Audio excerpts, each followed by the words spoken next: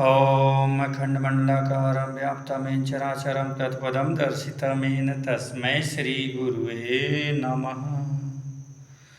मङ्गलं सद्गुरुं मङ्गलं चक्रध्वजं मङ्गलं श्वेतवस्त्रं मङ्गलं ऊर्ध्वतिलकम्। बोलिए सदगुरुदेव भगवान की जय, द्वारकाधीश की जय, संकट मोचन हनुमान की जय। प्रिय बंधुओं, आज मैं प्रथम अध्याय का 31वां श्लोक पर विचार करेंगे, जानेंगे, समझेंगे। आए,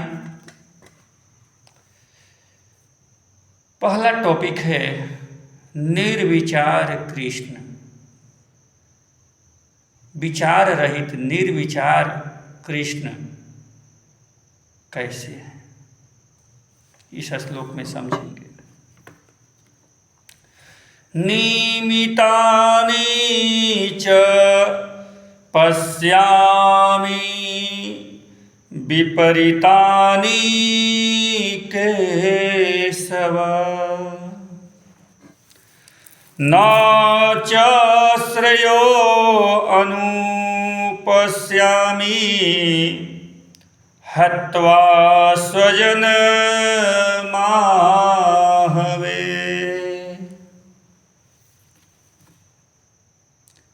अर्जुन यहाँ कह रहे हैं भगवान कृष्ण से, क्या कह रहे हैं? हे केशव, मैं लक्षणों को विपरीत ही देख रहा हूँ। मैं लक्षणों को विपरीत देख रहा हूँ तथा इस युद्ध में स्वजन समुदाय को मारकर कल्याण भी नहीं देखता। यही इस श्लोक का अर्थ होगा। आइए हम लोग इस पर विचार करेंगे। व्याख्या। अर्जुन जब केशव को समझाने लगे, संभवतः अभी तक वे समझ रहे, अभी तक उन्होंने समझ रहे कि केशव हमारे मित्र हैं, हमारे साले हैं, हमारे फुआ के लड़के हैं। 3 रिश्ते हैं ना, 3 रिश्ते हैं अर्जुन का। पहला, इनकी बहन से शादी है, इसलिए कृष्ण साले हैं। दूसरा, फुआ के लड़के हैं, अतः भाई भी हैं। और तीसरा, एक ही उम्र के हैं दोनों, इसलिए सहपाठी भी हैं। चौथा, अर्जुन राजा है। अर्जुन क्या है? राजकुमार है, राजा है। कृष्ण राजा नहीं है। पांचवा,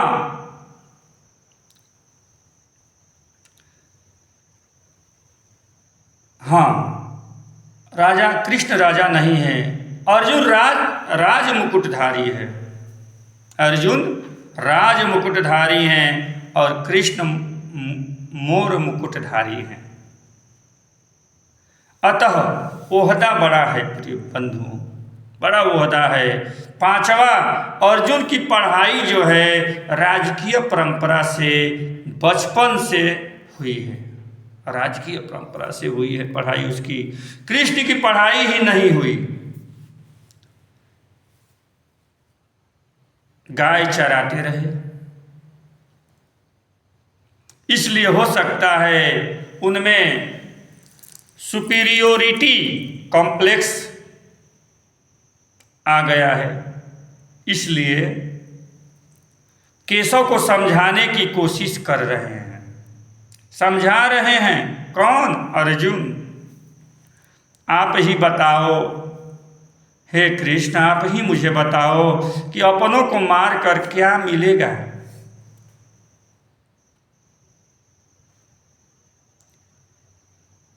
यहाँ वे तौल रहे हैं। यही विचार की स्थिति है बंधुओं। यह नहीं समझ रहे हैं कि जिससे हम बात कर रहे हैं वहाँ कोई विचार ही नहीं है, वह निर्विचार हैं। सारे विचारों को आत्मसात कर जाएंगे और फिर भी वहाँ से कोई विचार निकलेगा नहीं। प्रत्येक आदमी जब दुख में होता है ना, कष्ट में होता है, प्रत्येक व्यक्ति, जो भी व्यक्ति कष्ट में होगा, दुख में होता है और हानि लाभ जोड़ता है बनिया की तरह, तब वह समझाता है ना। इसका मतलब यह मत समझो कि अर्जुन अहिंसक है। अर्जुन अहिंसक नहीं है। इसका मतलब ये मत समझो कि अर्जुन अहिंसक है, जैसा गांधी जी ने समझा। अर्जुन घोर हिंसक है। बचपन से केवल हिंसा ही किया है। हिंसा की नींव पर ही अर्जुन खड़ा है। लेकिन यहाँ अपने लोगों को देखकर उसकी हिंसा बह रही है। हिंसा बह रही है। यदि अन्य कोई होता तो ऐसा नहीं होता, अगर दूसरा कोई होता तो ऐसा नहीं होता। इसलिए भगवान कृष्ण उसकी हिंसा को दबा नहीं रहे हैं। मनोवैज्ञानिक रोगी को अपना रोग कहने का मौका देता है। मनोवैज्ञानिक जो होते हैं, रोगी को अपना रोग कहने का मौका देता है। जब तक उसको मौका नहीं देगा, उसका रोग कैसे दूर होगा? मनोवैज्ञानिक केवल सुनता है। एक बार उदाहरण के लिए समझिए। एक बार मनोवैज्ञानिक फ्रायड अपने शिष्यों को पागलों को देखने का कार्यभार सौंप कर कहीं चले गए। 3 दिन नहीं आए। 3 दिन में ही उसका शिष्य पागल होने लगा। जब फ्रायड आए तो बोला, अपने रोगियों को संभालिए, मैं जा रहा हूं, नहीं तो हमको ही पागल खाने में भर्ती होना पड़ जाएगा। इनको सुनते सुनते मैं पागल हो गया। फ्रायड ने कहा, तुमने 3 दिन क्या किया? फ्रायड ने बोला, डॉक्टर मनोवैज्ञानिक, कि 3 दिन में तूने क्या किया? वह बोला, हम सुनते रहे इन लोगों को। फ्रायड बोला कि मूर्ख, सुना जाता है कहीं इनको? पागलों को सुना नहीं जाता।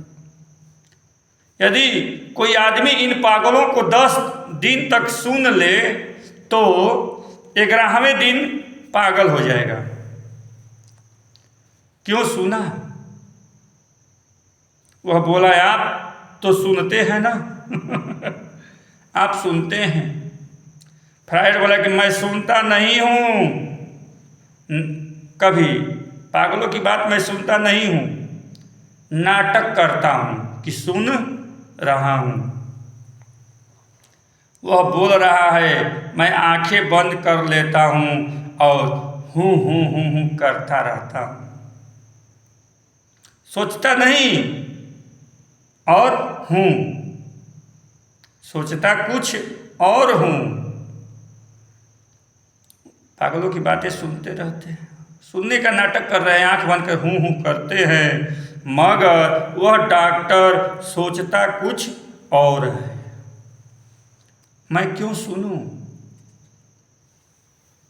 उसको बोलने के लिए मैं मौका देता हूं। डॉक्टर बोलो, ताकि वह अपने अंदर जितना दमन किया है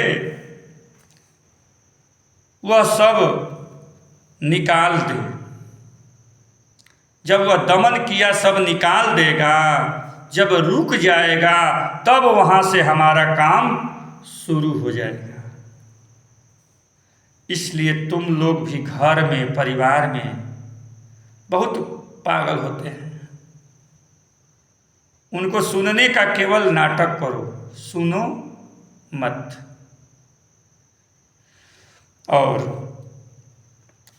एक और श्लोक है, मैं चाहता हूं कि उसको भी भावार्थ करूं। 32वां श्लोक, इसमें जो है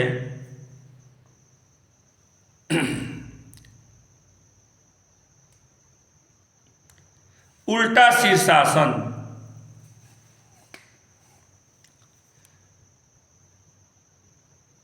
बत्तीसवां श्लोक में आया है, न कांक्षे विजयं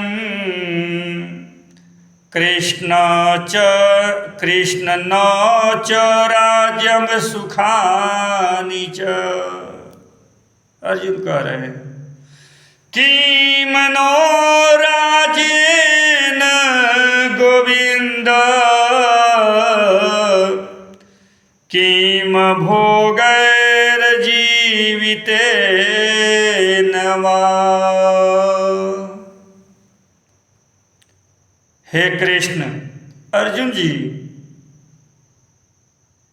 कह रहे हैं कृष्ण से कि हे कृष्ण, मैं न तो विजय चाहता हूं न राज्य, तथा सुख भी नहीं चाहता हूं।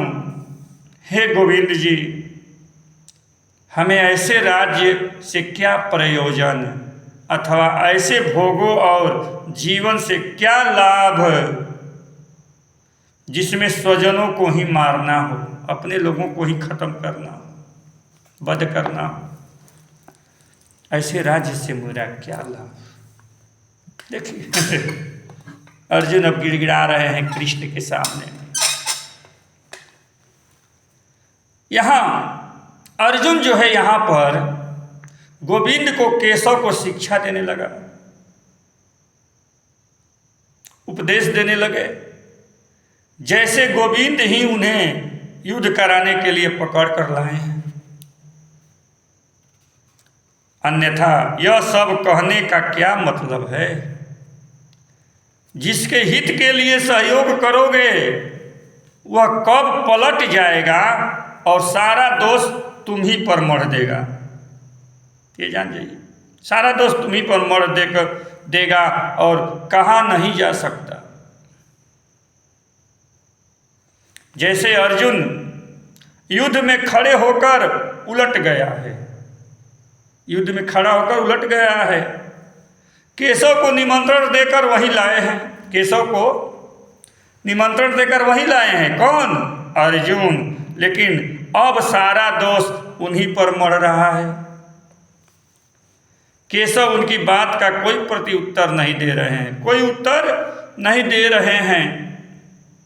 तुम्हारे पास भी जब ऐसी मन स्थिति का व्यक्ति आ जाए तो तुम लोग भी उसकी हर बात का उत्तर मत दो बंधु, पहले गहराई से सुनो या सुनने का नाटक करो। सुनो भी मत, उसका इलाज खोजो। तुम्हारा सुनना उसके रोग का मनोविश्लेषण करना है। कहाँ कहाँ क्या क्या कमी है इसका विश्लेषण है। संश्लेषण तब शुरू हो जाएगा जब उसका उपाय खोजा जाएगा। जब उपाय आ जाएगा तब दवा दिया जा सकता है। कृष्ण भी अर्जुन के मन का विश्लेषण कर रहे हैं। अर्जुन की यही सब बातें पढ़कर साधारण लोग तथा कथित अहिंसक घबरा जाते हैं। ये बात सुनकर हे नरी, थारो ही नहीं भारत के गांधी भी घबरा गए। गांधी भी घबरा गए तो आम लोगों की क्या विषाद है, बात है। अब तक जितने लोगों ने भी गीता का अर्थ किया है बंधुओं, वे भी वीर बहादुर नहीं हैं। क्या है? वीर बहादुर नहीं है। गीता की उत्पत्ति कब हो रही है? जब दोनों ओर सेनाएं एक दूसरे को मार देने के लिए युद्ध भूमि में खड़ी है, तब गीता की उत्पत्ति हो रही है।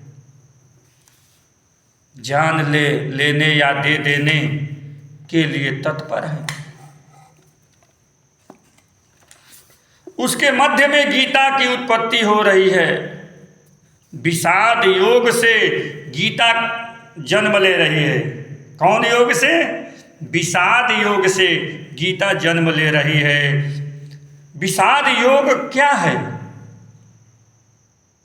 विषाद योग क्या है? प्रश्न आ गया। कोई कहेगा दुख, है ना? कोई कहेगा कि दुख योग। विषाद योग भी होता है कहीं, दुख योग, विषाद योग भी कहीं होता है। यदि विषाद योग रहेगा तो दुख योग रहेगा। कौन ऐसे योग में प्रवेश करेगा? कहने वाला कहेगा नहीं, कौन ऐसे योग में प्रयोग करेगा जिसमें दुख ही? यह उल्टा शीर्षासन है। क्या है? उल्टा शीर्षासन है। जैसे तुम उल्टा सिर नीचे करके चलने लगो, चल पाओगे? नहीं चल पाओगे।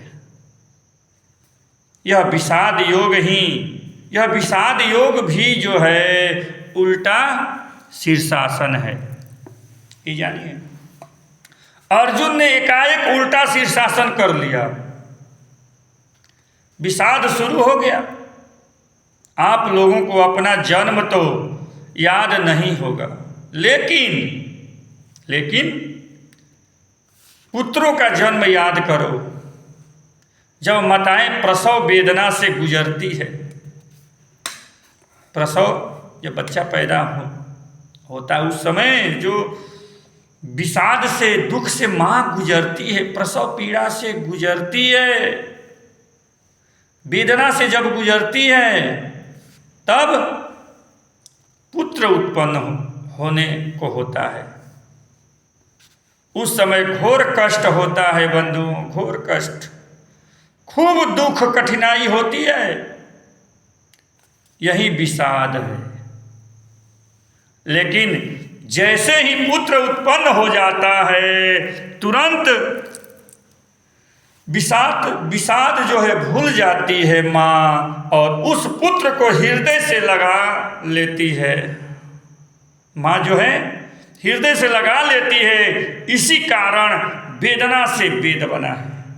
इसी कारण वेदना से वेद बना है, वेद से वेदना नहीं बना है।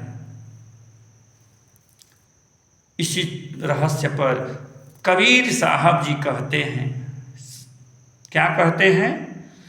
सगरी दुनिया भई सयानी, खाए और सोए, दास कबीरा बावरा,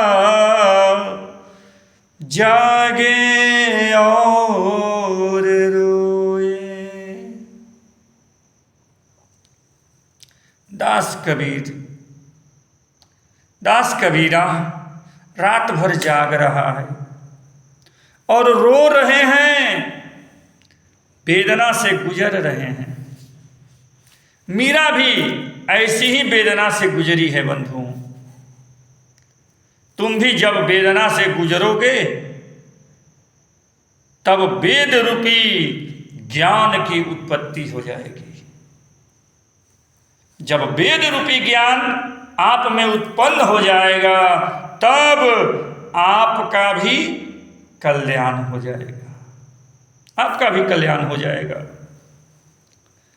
भय प्रकट कृपाला दीन दयाला, कौशल्या हितकारी। कौशल्या के गर्भ में राम उत्पन्न होंगे, तब कौशल्या का ही तो हित होगा ना, ज्ञान रूपी राम। यह उदाहरण हमारे गुरुदेव भगवान स्वामी कृष्णानंद जी महाराज जी दे रहे हैं। कह रहे हैं कि कौशल्या के गर्भ से राम उत्पन्न होगा तो कौशल्या का ही तो हित होगा ना, किसी और का हित होगा।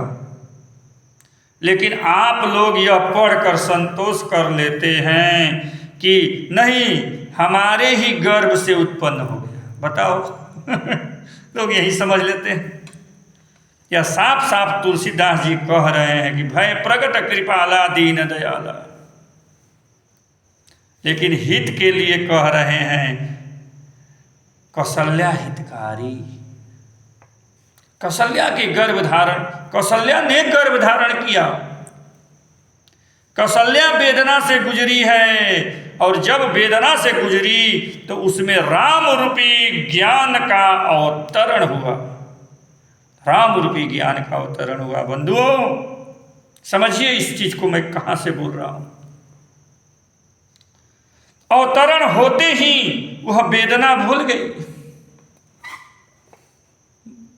अवतरण जब होते ही वेदना भूल गई और आनंद में मस्त हो गई। बंधुओं यहां पर भी जब अर्जुन वेदना से गुजरने लगा है, पुत्र जन्म के समय जब वेदना से गुजरते हैं तो दाई आती है। कौन आते हैं?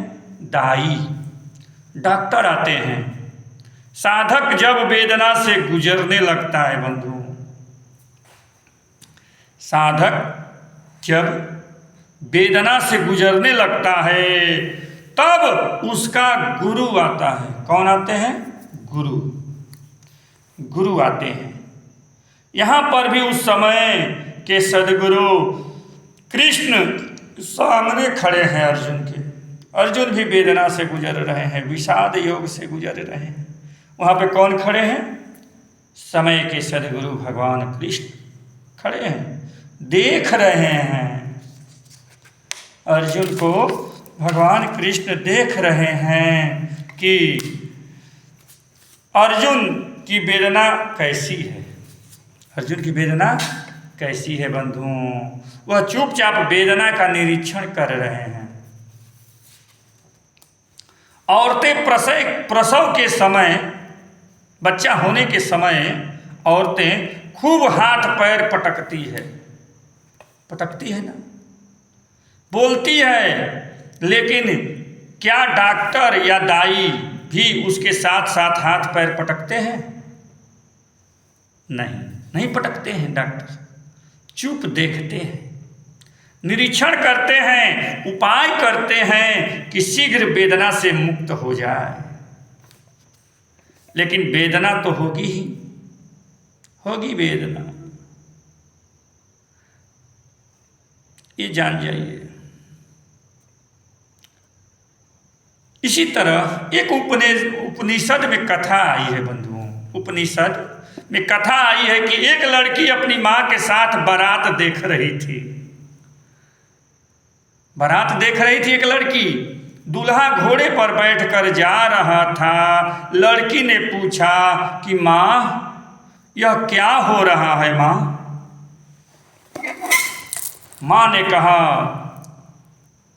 यह दूल्हा है, बाजे गाजे के साथ दुल्हन को ब्याहने जा रहा है बेटी। ऐसे ही किसी दिन तुमको भी कोई दूल्हा ब्याह कर ले जाएगा। लड़की ने पूछा कि माँ ब्याह के बाद क्या होगा माँ? वो लड़की पूछ रही है कि शादी के बाद, विवाह के बाद क्या होगा माँ? माँ ने कहा कि ब्याह के बाद लड़का लड़की पति पत्नी बन जाएंगे। जो लड़का लड़की हैं वो पति पत्नी बन जाएंगे। लड़की ने फिर पूछा कि पति पत्नी बनने के बाद क्या होगा माँ? बताइए क्या होगा माँ? माँ कह रही है कि संतान पैदा होगी बेटा।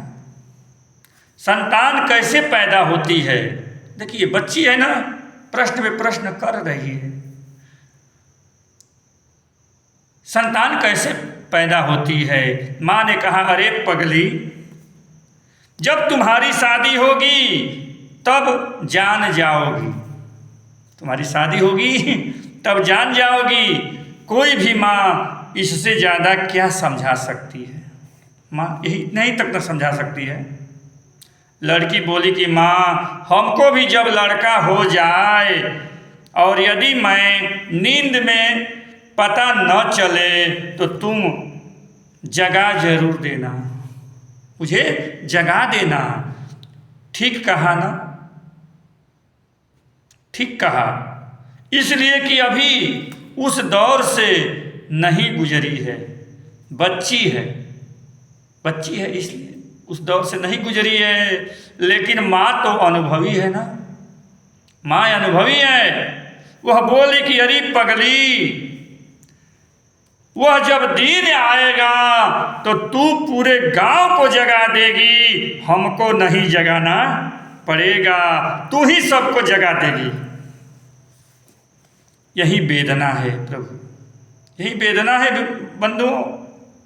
मीरा को जब वेदना हुई तब पूरा राजस्थान जान गया। कबीर को जब वेदना हुई तो पूरे काशी के लोग जान गए। जब कौशल्या को वेदना हुई तो पूरा राजमहल गूंज गया, पूरा अयोध्या गूंज गया। यहाँ अर्जुन भी वेदना से गुजर रहा है बंधुओं, अर्जुन भी वेदना से गुजर रहा है। और इसकी वेदना ऐसी जगह में है जहां दोनों तरफ ही सेनाएं प्राण ले लेने और प्राण दे देने के लिए खड़ी है, खड़ी है बंधु। ऐसी जगह में उसकी प्रसव वेदना शुरू हो गई। ऐसी स्थिति में समझ जाओ कि अब कैसे डॉक्टर की जरूरत है, कैसे डॉक्टर की जरूरत है बंधुओं। जगह भी उपयुक्त नहीं है और विश्व में कोई ऐसा इतिहास नहीं है कि युद्ध के क्षेत्र में कोई व्यक्ति खड़ा होकर उपदेश दे रहा है। कभी सुना है? विश्व में ऐसा कहीं कहीं नहीं सुने होंगे। उपदेश से उपनिषद बना है, उपदेश से उपनिषद बना है। उप यानी समीप, निषद यानी बैठना। गुरु और शिष्य जंगल में बैठे हैं, गुरु और शिष्य जंगल में बैठे हैं, चुप मौन, कुछ नहीं बोल रहे, मौन बैठे हैं। गहरे मौन की वार्ता को उपनिषद कहा जाता है बंधु, गहरे मौन की वार्ता उपनिषद कहा जाता है। घोर शंखनाद हो रहा है, घोर शंखनाद हो रहा है, दिल दहला दे रहा है। इस बीच अर्जुन वेदना से तड़फड़ा रहा है। सामने खड़ा है डॉक्टर, वैद्य, सदगुरु सामने खड़ा है। हम लोग के आश्रम में भी गाय है, गाय भी बहादुर नहीं है।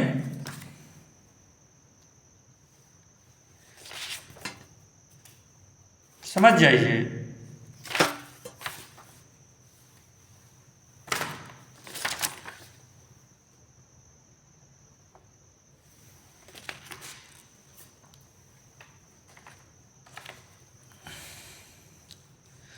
नारायण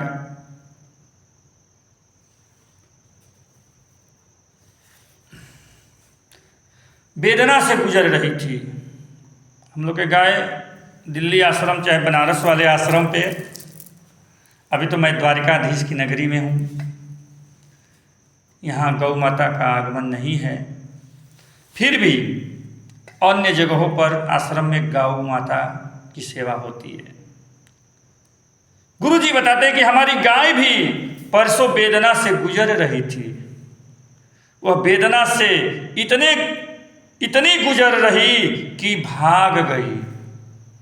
हाँ, गुरुदेव ने कहा कि उसे छोड़ दो, हो सकता है वह आज ही बच्चा दे दे। बहुत वेदना में है गाय, उसका उपाय करो। हुआ भी वही हुआ। कहाँ कहाँ नहीं चक्कर काट कर, कहाँ कहाँ नहीं चक्कर काट कर आई गाय। खूब घूम रही है, आश्रम में कूद फान रही है, चक्कर काट रही है, क्योंकि वह वेदना से गुजर रही है। बच्चा होने वाला है गाय को, वह वेदना कैसे व्यक्त करें? गाय कैसे व्यक्त करे? बोल सकती नहीं। अर्जुन वेदना में है, बोल रहा है, आदमी है, सोच विचार भी कर रहा है। उसका गुरु वहां खड़ा है, वहीं खड़ा है, देख रहा है कि प्रसव वेदना को, अर्जुन प्रसव वेदना को। लेकिन अर्जुन को यह मालूम नहीं है, अर्जुन को यह मालूम नहीं है। वह तो सोच रहा है कृष्ण हमारे ही समकक्ष उम्र वाला है, यह क्या करेगा? इसके पास कौन सी दवा है कृष्ण के पास? यही सोच रहे हैं अर्जुन जी। और अर्जुन की अभिलाषा है, यह अगला टॉपिक आया है,